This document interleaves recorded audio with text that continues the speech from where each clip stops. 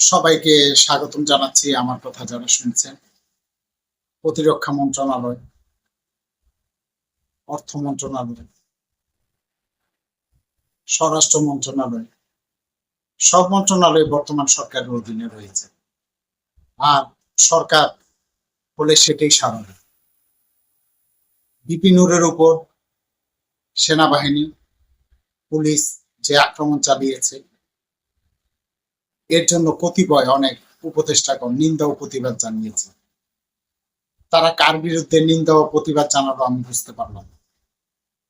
বাংলাদেশের জনগণও সেটা বুঝতে পেরেছি না আমার সন্দেহ নেই। দেবপ্রিয় ভট্টাচার্য যে বলেছিলেন সরকারের ভেতরে আরেক সরকার রয়েছে,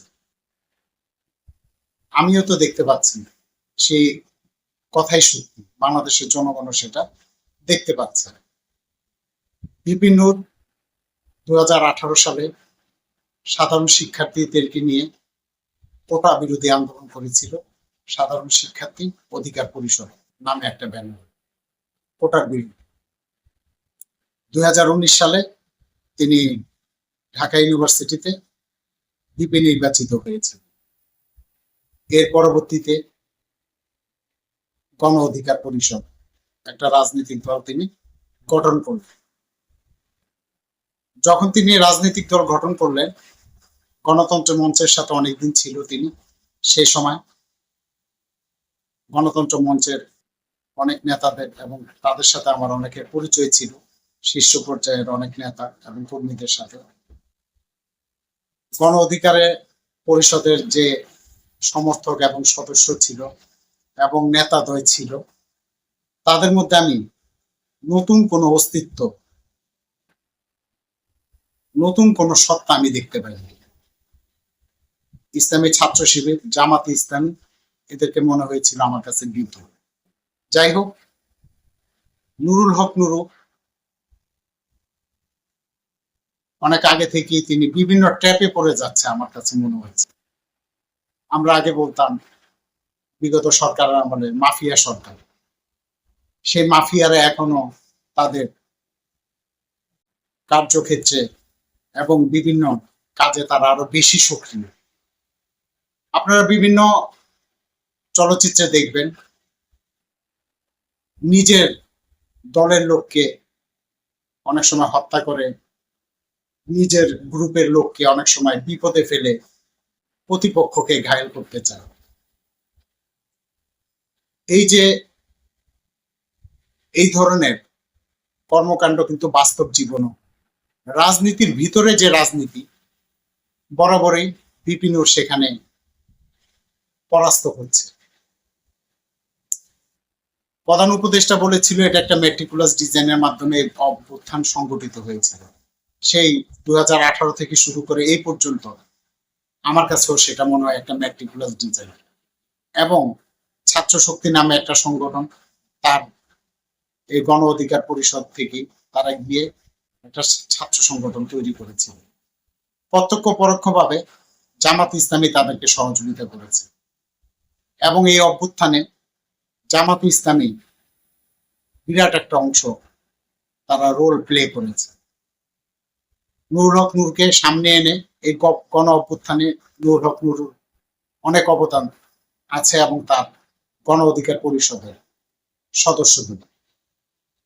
বর্তমান সরকারের তিনি একজন সুবিধাভোগী এবং উচ্ছিষ্টভোগী বললেও ভুল হবে না।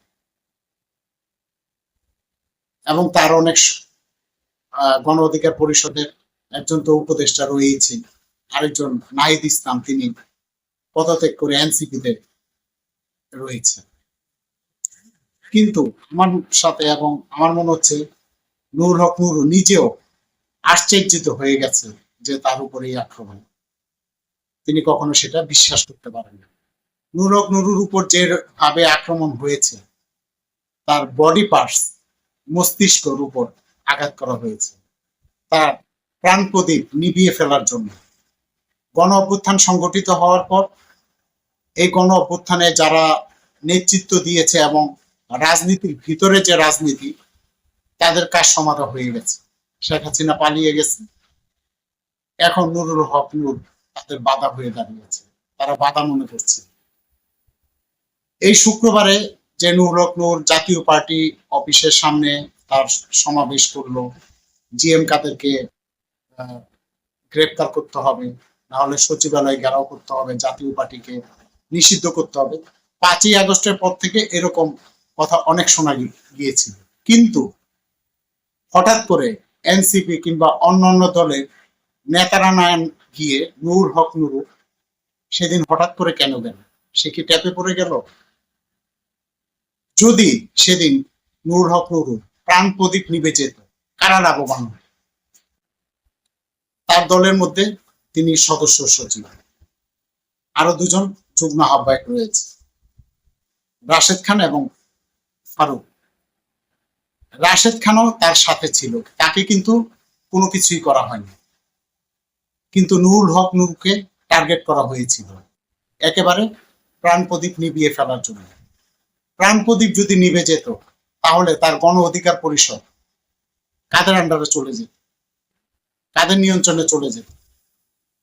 রাশেদ খান, ফারুক, ওদের আগের রাজনীতিক বৃত্তান্ত দেখলে আপনারা বুঝবেন, এবং তাদের সাথে বেশি কাদের দহরম বহন। নুরুল হক নুরু ছাত্র জীবনে সে ছাত্রলীগ করত, কিন্তু তাদের এই যুগ্ম আহ্বায়ক এই দুজন নুরুল হক নুরুর অনুপস্থিতিতে তারা যদি তাদের দলের ক্ষমতা নিয়ে নিত, তারা তাদের দলের নেতৃত্ব নিত, তাহলে তাদের ব্যাকগ্রাউন্ড কি এই দুজনে, তাহলে তার দল কাদের নিয়ন্ত্রণে চলে যেত? 1 নম্বর প্রশ্ন।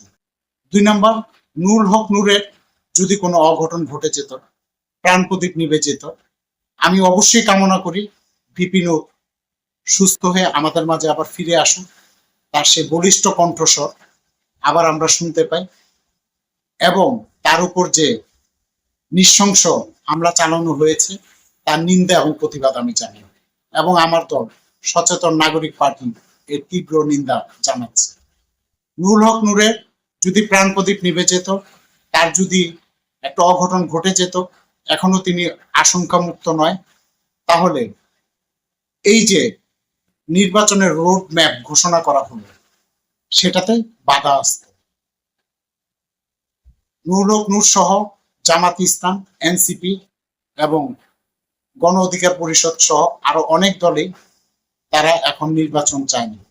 তারা ইনিয়ে বিনিয়ে পিআর পদ্ধতি, গণ অভ্যুত্থানের যে জুলাই সন্দেশ সেটা বাস্তবায়ন, তারপরে গণপরিষদ নির্বাচন ইত্যাদি ইত্যাদি। তাহলে এই যে নুরুল হক নূর জাতীয় পার্টি অফিসে গেলেন সামনে, এবং সে আন্দোলন এবং সে সমাবেশ করলো এতগুলা লোক, এবং তিনি যে জিএম কাদেরের গ্রেপ্তার করা, এখানে তাকে পাঠানো হলো কেন এবং কারা পাঠানো?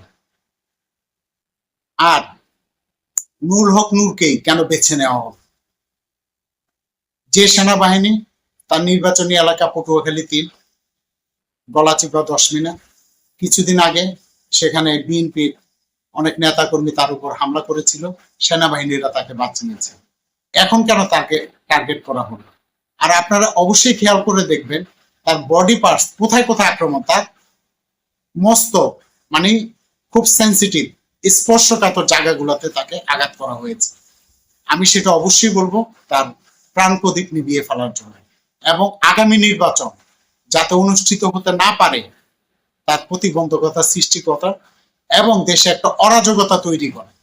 এই অরাজকতা তৈরি হলে বর্তমান সরকারের ক্ষমতা দীর্ঘায়িত হবে, এবং যারা পিআর এবং ওই জুলাই সনদ বাস্তবায়ন ইত্যাদি ইত্যাদি যারা বলছে, তাদের যারা ক্ষমতায় না থেকেও ক্ষমতার স্বাদ গ্রহণ করছে তাদের জন্য সুবিধা হতো, এবং দেশে একটা অরাজকতা পরিস্থিতি তৈরি হতো।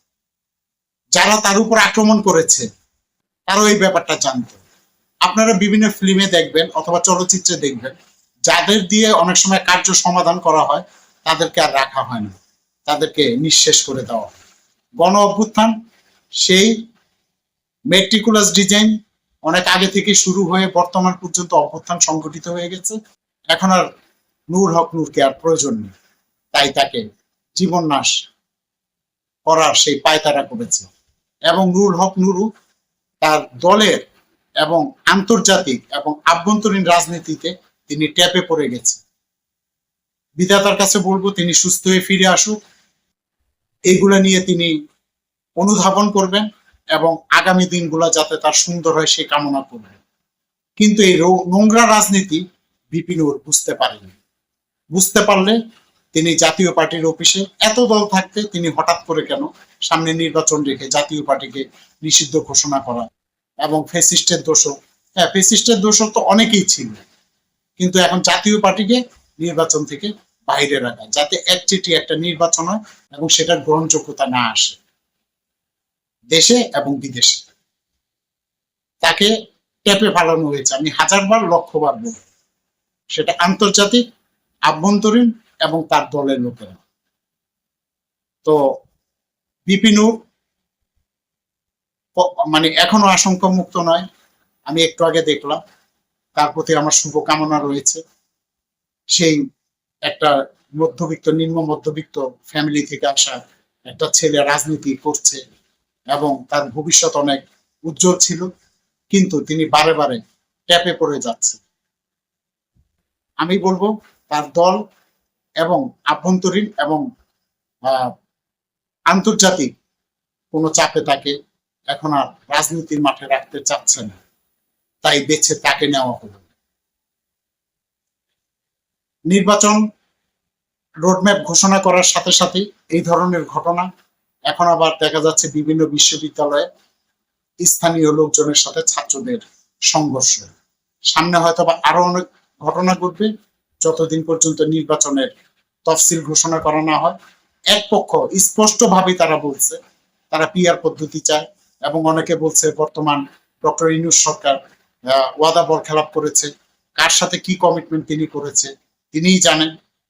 কিন্তু বিএনপি মনে করছে এখন নির্বাচন হলে তারা ক্ষমতায় আসবে, তারা শুধু ক্ষমতার ভাগটাই দেখছে, ক্ষমতার আশাই দেখছে। কিন্তু আমি একজন সচেতন নাগরিক হিসাবে বলবো দেশে অস্তিত্ব টিকিয়ে রাখার জন্য, গণতন্ত্র সমুন্নত রাখার জন্য নির্বাচন অবাধ, সুষ্ঠু, নিরপেক্ষ হওয়া দরকার। একচেটিয়া নির্বাচন হলে সেটা গ্রহণযোগ্যতা আসবে না এবং দেশে যে অরাজকতা তৈরি হচ্ছে নির্বাচনকে কেন্দ্র করে, সেটা অবশ্যই দেশের জন্য মঙ্গলজনক নয়। তবে নির্বাচন হোক এবং অবাধ, সুষ্ঠু, সব দল অংশগ্রহণ করুক। বর্তমান ইন্টারিম গভর্নমেন্ট সেটা কতটুকু সবাইকে এক টেবিলে নিয়ে আসতে পারবে সেটা দেখার বিষয়। আজকে তিনি যমুনাতে 3টা দলের সাথে মিটিং করেছে, সেই মিটিং এর রেজাল্ট কি আসবে এবং সে কতটুকু আশার আলো জাতি দেখতে পাবে সেটাই ভবিষ্যতে দেখবার বিষয়। নুরুল হক নুরুর প্রতি শুভকামনা রেখে আমি আমার কথা শেষ করছি। প্রগতিশীল কর্মসূচি বাস্তবায়ন করো, বাস্তবায়ন করতে হবে। সবার জন্য অন্ন, বস্ত্র, বাসস্থান, স্বাস্থ্য, চিকিৎসা বিনামূল্যে দিতে হবে এবং শতভাগ বেকারত্ব দূর করতে হবে।